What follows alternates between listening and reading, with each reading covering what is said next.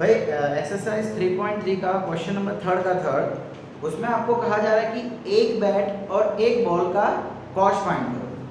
तो हम क्या ले लेंगे, लेट x रुपीज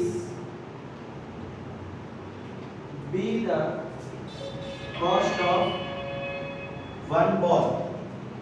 बॉल का सेकंड बैट, पहले बैट है तो पहले बैट ले लेते हैं। And let y rupees be the cost of one ball. ठीक है भाई, मैंने एक बैट और एक बॉल का कॉस्ट ले लिया x और y। अब हमको क्या बोला हुआ है फर्स्ट स्टेटमेंट में, 7 bats and 6 balls, 7 bats and 6 balls, दोनों को मिला के कॉस्ट कितना है 3800। अच्छा बच्चा, x रुपीज एक बैट का है तो 7 बैट का कितना मल्टीप्लाई हो जाएगा 7x। वैसे ही एक बॉल का y रुपीज है, एक बॉल का y रुपीज है तो 6 बॉल का कितना क्रॉस मल्टीप्लाई हो जाएगा, मतलब 6y। तो देखो बच्चा, फर्स्ट इक्वेशन आ गई, आपको यहाँ पे स्टेटमेंट लिखना है, स्टेटमेंट लिखोगे। फिर उसके बाद सेकंड स्टेटमेंट क्या बनेगा, 3 bats and 5 balls, 3 bats and 5 balls, इन दोनों का कॉस्ट मिला के कितना है 1750। लो ये आ गई सेकंड इक्वेशन। भाई अब तो इसको हम सॉल्व कर सकते हैं ना सब्स्टिट्यूशन मेथड से। ये नंबर 1, यहाँ पे स्टेटमेंट, ये नंबर 2। तो यहाँ से x या y को निकालो और उसको इसमें पुट कर दो। चलो मैं x को निकालता हूँ। So 3x is equal to 1750 minus 5y। मैं इसको उठा के बेटा वहाँ लिख दिया, ये 3 मल्टीप्लाई में उसको नीचे ले जाता हूँ। x is equal to 1750 minus 5y divide by 3। ये क्या आ गई मुझे x की वैल्यू, इसको दे देता हूँ नंबर 3। अब ये वैल्यू को उठा के मैं रख देता हूँ इधर।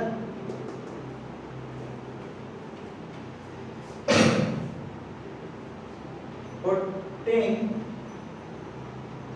x is equal to 1750 minus 5y by 3 in 1। ठीक है, 7x के बदले 1750 minus 5y by 3 plus 6y is equal to 3800। बस इसको सिंप्लीफाई करो, यहाँ से आपको y की वैल्यू मिल जाने वाली है। 7 को अंदर डाल देता हूँ तो 0, 35, 49, 52 and 12। 12250 minus 35y।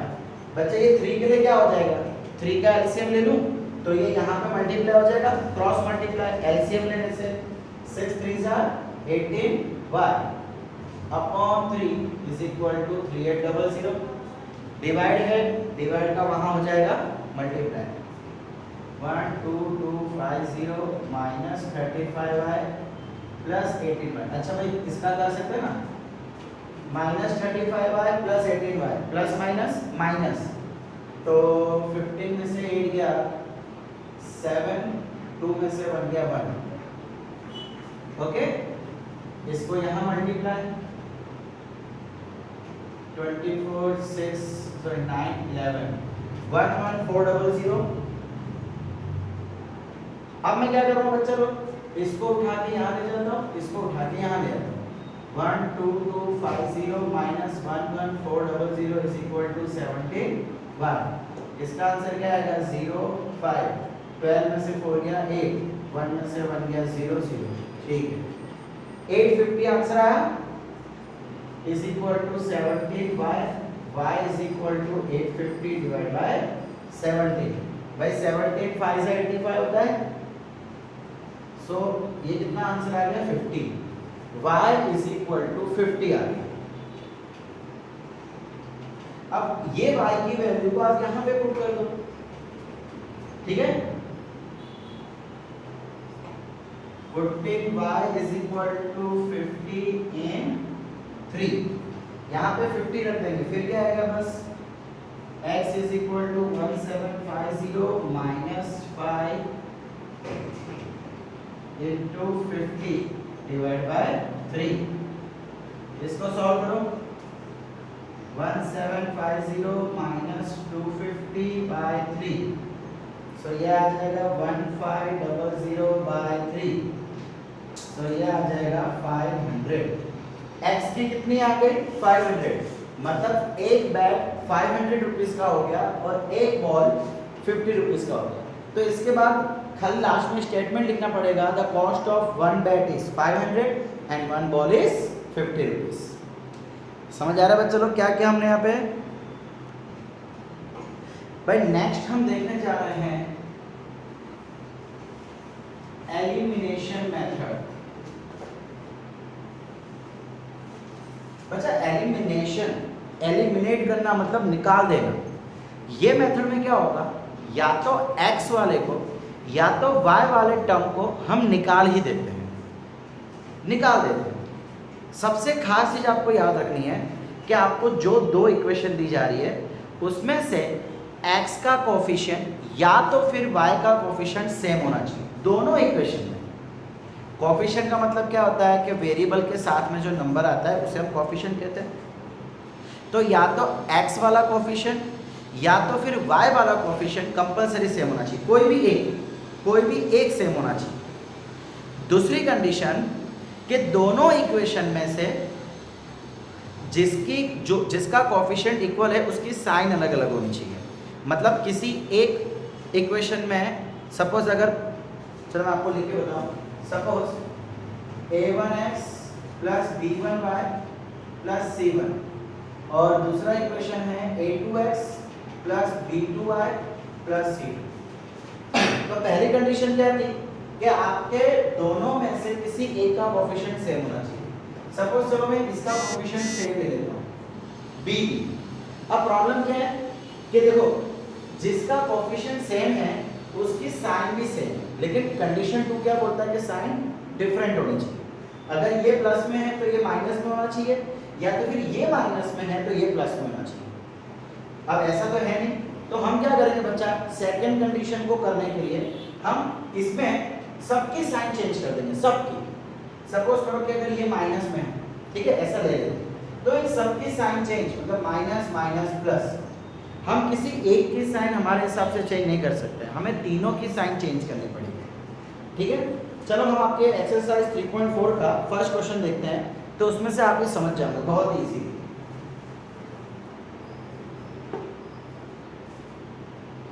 Exercise 3.4 sorry, तो भाई आपका फर्स्ट क्वेश्चन, मैं एक इजी क्वेश्चन कर लेता हूँ और एक थोड़ा टिपिकल कर लेता हूँ ताकि दोनों का आपको समझ आ जाए। ठीक है, पहले हमको दिया हुआ है क्वेश्चन 1 का 1, x plus y is equal to 5, इसको दे दो नंबर 1। दूसरा दिया हुआ है 2x minus 3y is equal to 4, इसको दे दो नंबर 2। पहली कंडीशन कोफिशिएंट सेम होना चाहिए। कोफिशिएंट किसी का भी सेम है नहीं, अगर कोफिशिएंट सेम नहीं है तो उसको सेम बनाना पड़ेगा। कैसे बनाना है 2 मैंने बताता हूँ। दूसरी कंडीशन साइन अलग अलग होनी चाहिए, तो साइन किसकी अलग है, इन दोनों की, y की। तो मैं काम करता हूँ बेटा, मैं जो ये इक्वेशन है ना, इसमें y का ये कोफिशिएंट है। अब मुझे y का आगे क्या चाहिए, 3 चाहिए, तो 3 कब आएगा, जब मैं उसके साथ मल्टीप्लाई करूंगा। लेकिन क्या हम किसी एक से मल्टीप्लाई कर सकते हैं, नहीं। तो बेटा मैं क्या करूंगा, देखो multiplying 3 in equation 1।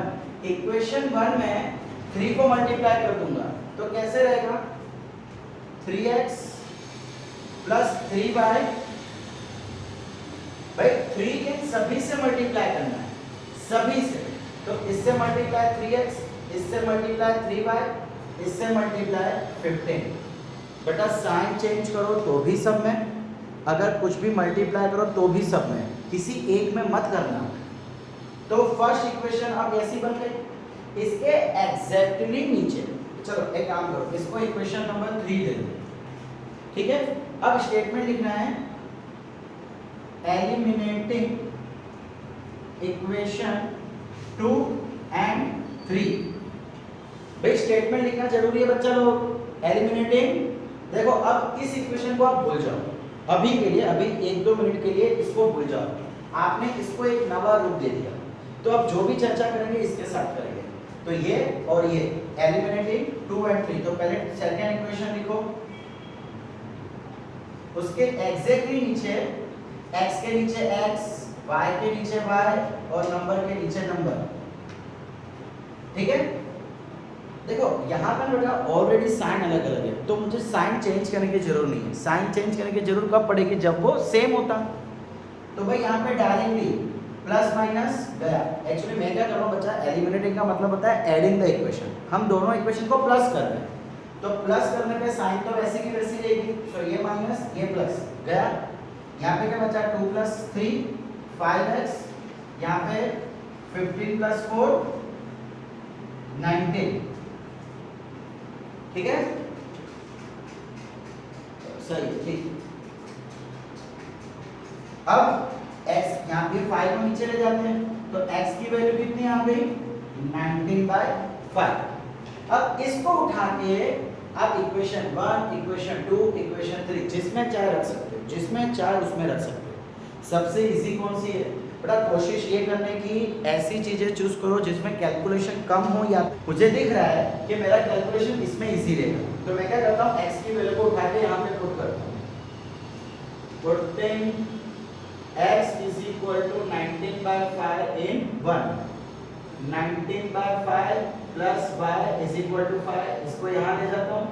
So y = 5 - 19/5, LCM 25 - 19/5, ये हो जाएगा 5 + 1 6/5। तो बच्चा y की वैल्यू कितनी आ गई, 6/5। भाई आपका क्वेश्चन फर्स्ट का 4th क्वेश्चन करता हूं मैं, जिसमें कुछ ऐसी दो इक्वेशन दी है। सबसे पहले आप इक्वेशन को सिंपलीफाई करो। सिंपलीफाई करने का मतलब standard form ax by c इस फॉर्मेट में लेके आओ।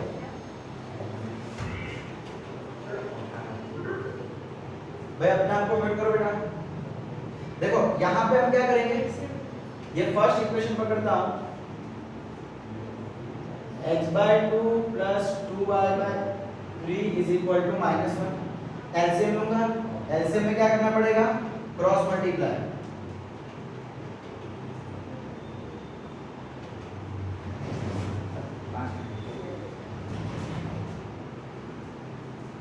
तो भाई क्रॉस मल्टीप्लाई करेंगे मतलब एलसीएम क्या आ जाएगा, 3 + 6।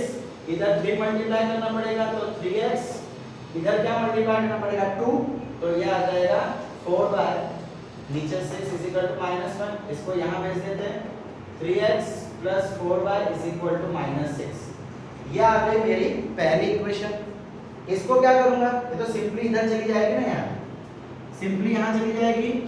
3x - y / 3 = 3। इसको यहाँ ले जाऊं तो 3 3 9 हो जाएगा। लो ये आ गई आपकी सेकंड इक्वेशन। अब कंपेयर करो, ओहो यहाँ पे देखो सबसे great thing, 3x coefficient same है। इसमें कोएफिशिएंट सेम नहीं था तो हमने बनाया, इसमें ऑलरेडी कोएफिशिएंट सेम है तो कुछ करने की जरूरत नहीं है। सिंपली लिख दो एलिमिनेटिंग 1 and 2।